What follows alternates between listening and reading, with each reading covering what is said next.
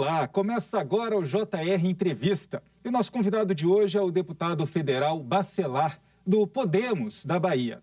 O deputado é presidente da Comissão de Turismo da Casa e também faz parte do grupo de trabalho que discute o marco regulatório dos jogos no Brasil.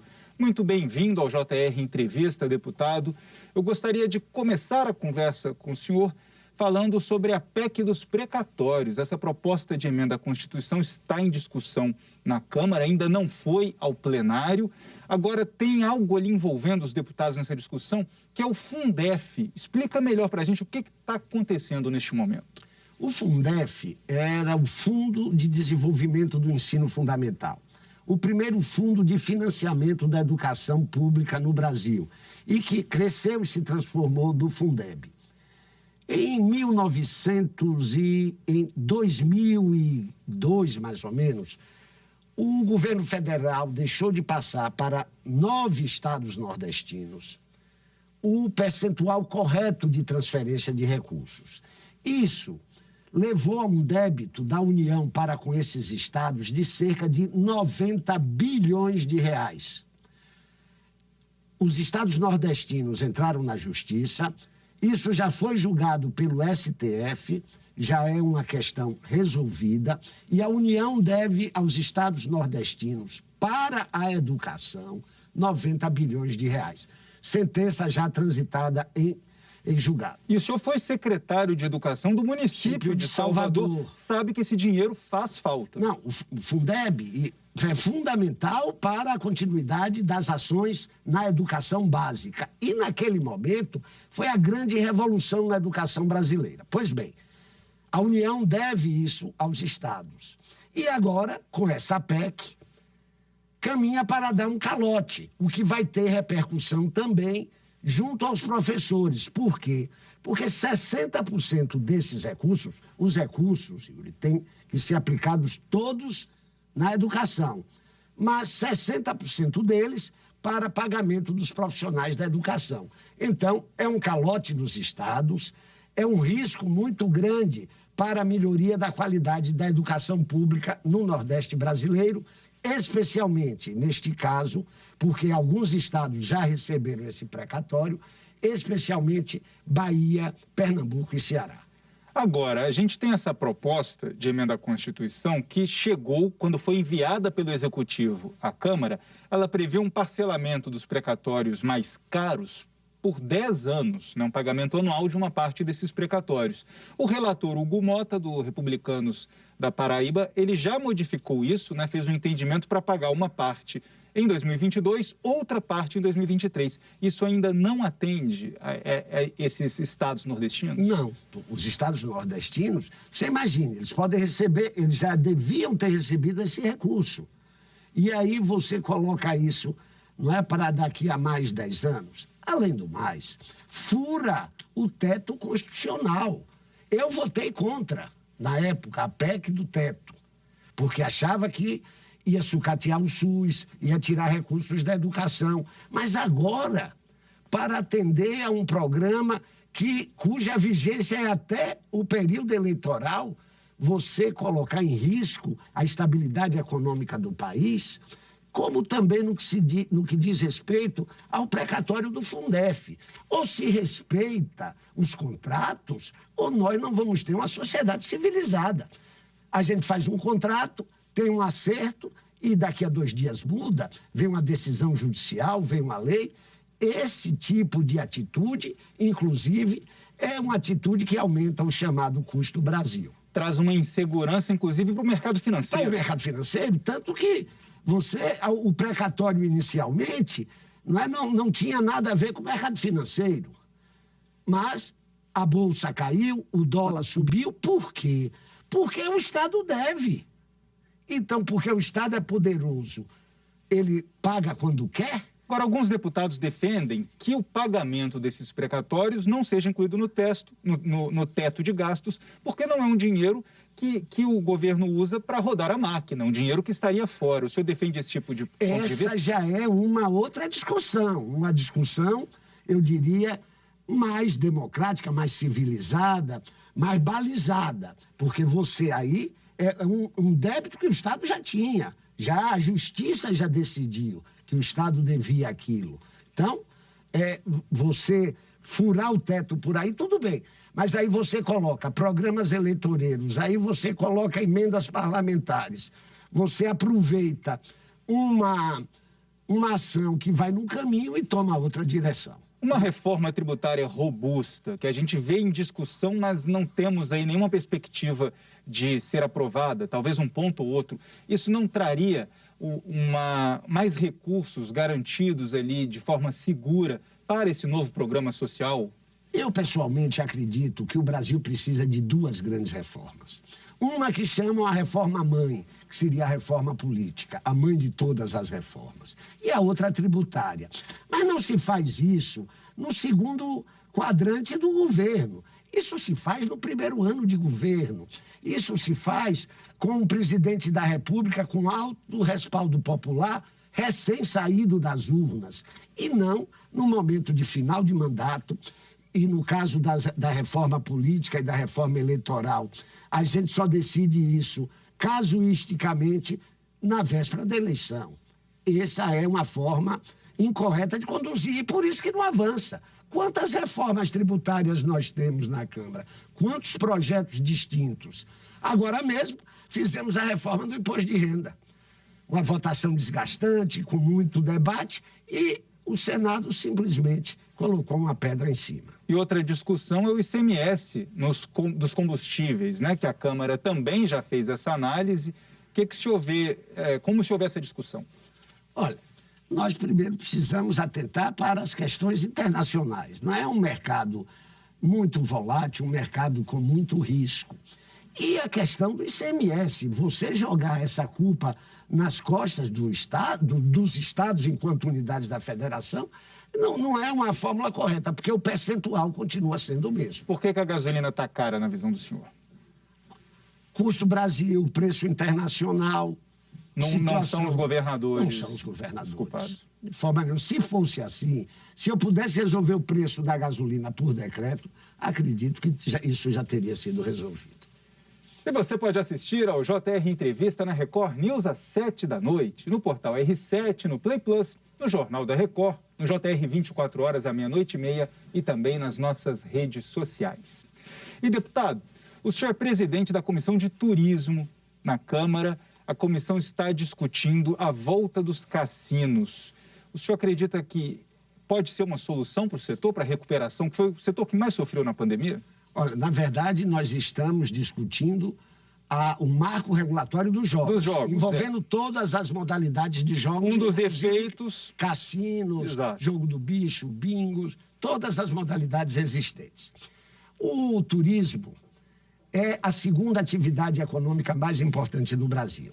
10% do PIB brasileiro é formado pelo segmento do turismo. Além disso, é um segmento que envolve desde o grande empresário ao micro investidor, não exige uma mão de obra muito especializada e também atrai a juventude, emprega uma mão de obra jovem, coisas que o Brasil precisa.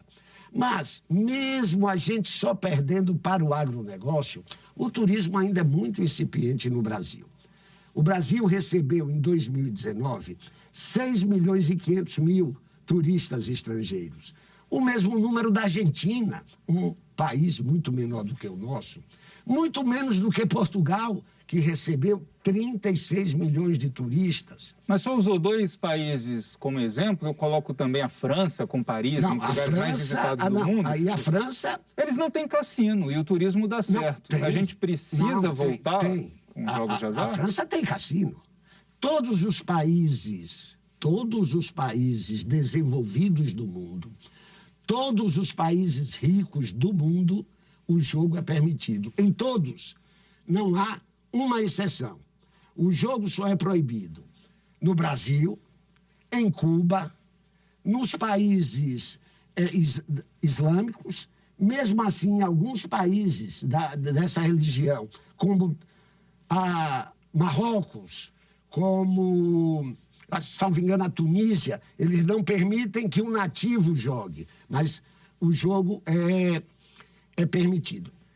Mesmo a França, eu ia dizer que só a Torre Eiffel, não é Paris e nem é a França. Só a Torre Eiffel recebe o mesmo número de turistas que o Brasil recebe o ano inteiro.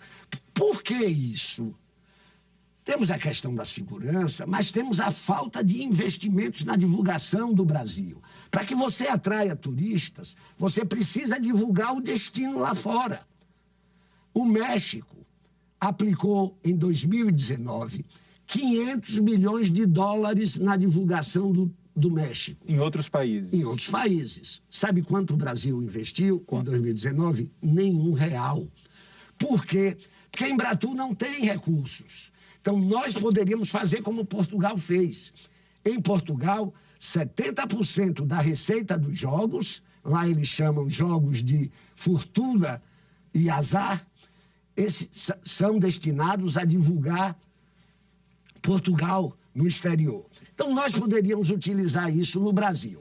Porque o jogo no Brasil só é proibido para a iniciativa privada. Isso, exatamente. A gente tem é monopólio. Desde os anos 40, é monopólio, né? É um monopólio do Estado. Jogos de azar não podem ser explorados pela iniciativa privada, mas a gente tem a loteria. Mas as loterias, né? Da Caixa, Mega Sena... Agora, esse marco regulatório traria uma segurança para que a exploração dos jogos de azar pela iniciativa privada não favorecesse a lavagem de dinheiro, que é uma grande preocupação hoje, por exemplo, de procuradores e promotores do Ministério Público que fazem parte de forças-tarefa de combate à corrupção. Mas, olha, primeiro, que o jogo não é, como muita gente pensa, uma atividade propícia à lavagem de dinheiro. Por quê?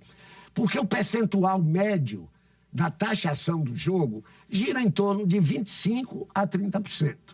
Então, eu lhe pergunto, Yuri, onde é mais fácil você lavar dinheiro? Na prestação de serviços, por exemplo, no estacionamento, cuja média de tributação é em torno de 16%, ou no jogo que é 25% ou 30%. O Estado não vai botar um fiscal na porta do estacionamento para contar quantos carros entram. O Estado não vai botar um fiscal na porta de um motel para contar quantos carros entram. Então, a lavagem de dinheiro é uma ficção que se criou para combater o jogo legal. No Brasil, mesmo o jogo estando um jogo ilegal, qualquer prêmio nas loterias acima de R$10 mil tem que ser comunicado imediatamente ao COAF. E os mecanismos de controle, a Receita Federal Brasileira tem uma tecnologia altamente sofisticada em controle. Nosso sistema financeiro, o sistema bancário brasileiro, é um dos melhores sistemas do mundo. O governo sabe quanto tem agora em seu saldo bancário, talvez mais até do que você. Então, a lavagem de dinheiro está associada ao capitalismo. Lavagem de dinheiro existe em regimes capitalistas. Deputado, então, você pode lavar dinheiro em qualquer atividade. Entendi. Para a gente encerrar esse nosso primeiro bloco, eu gostaria que o senhor falasse também de outro assunto em discussão na comissão. Inclusive, o senhor fez uma audiência pública sobre o assunto, que é o retorno do horário de verão. Por que ele seria também aí um incentivo ao setor?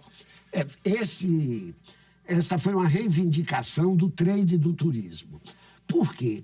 Porque ficou comprovado que com 1 hora a mais, com a luz solar, você sai para atividades de lazer, você vai a um bar para um happy hour, você vai praticar atividades físicas. Então, um setor que foi duramente atingido pela pandemia teria 1 hora a mais para o desenvolvimento de suas atividades. Mas no Nordeste, os estados adotavam horário de verão, como o Sudeste e Centro-Oeste? Não, já nos últimos anos não. Houve uma época que sim, mas nos últimos anos não. A ideia era voltar para todo mundo. Voltar para todo mundo, mas porque mesmo no Nordeste, nós estamos interligados a todo o sistema brasileiro. E você saindo 1 hora mais, você também adotaria e permitiria que se saísse 1 hora mais cedo do trabalho. Perfeito. Obrigado, deputado. O JR Entrevista faz um intervalo e, na volta, a gente fala sobre o aumento da desigualdade social e do retrocesso em indicadores no ensino no pós-pandemia. Não saia daí. Estamos de volta com o JR Entrevista e aqui com a gente o deputado federal Bacelar, do Podemos da Bahia. Deputado, o senhor é ex-secretário de Cultura, Lazer, Educação, né? Era uma pasta que englobava todos esses setores em Salvador, na Prefeitura de Salvador. Como o senhor está vendo especificamente a situação da educação hoje, com o que aconteceu na pandemia, escolas públicas fechadas por mais de um ano, praticamente em todo o país? Essas crianças ficam prejudicadas, o que fazer agora? Olha, a educação foi o primeiro segmento a ter as suas atividades interrompidas. E o Brasil foi o país que mais demorou na retomada das atividades. Tudo isso em função das questões ligadas à vacinação. Acredito que tenhamos tido um prejuízo tremendo, imenso. Como está o nível de alfabetização dessas crianças? É impossível fazer alfabetização por ensino remoto, é impossível a concentração das crianças. A nossa juventude, não é, foi retirada do processo normal das aulas, e essa quebra do processo pedagógico faz com que o adolescente evada, não vá frequentar a escola. Tenho certeza que perdemos milhões de jovens brasileiros que não voltarão à sala de aula. Todo esse conjunto, não estávamos preparados para o ensino remoto. A educação pública no Brasil não desenvolveu o EAD, isto é, a educação à distância, o ensino à distância. Talvez o estado do Amazonas, em função de seu tamanho geográfico, tenha desenvolvido isso, mas nos outros estados não.